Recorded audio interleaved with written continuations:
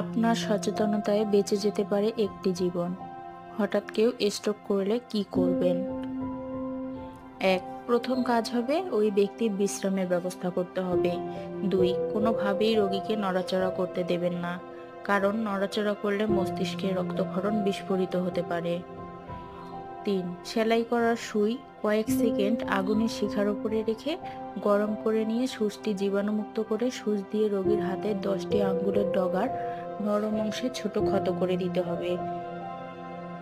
এমনভাবে করুন যেন প্রতিটি আঙ্গুল থেকে রক্তপাত হয়। এরপর কয়েক মিনিট অপেক্ষা করুন, দেখবেন রোগী ধীরে ধীরে সুস্থ হয়ে উঠছে।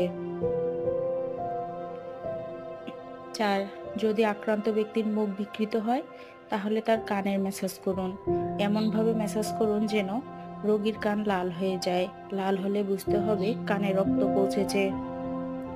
5, এরপর দুই কান থেকে 2 ফোঁটা রক্ত পড়ার জন্য কানের নরম অংশে সূচ ফোটাতে হবে।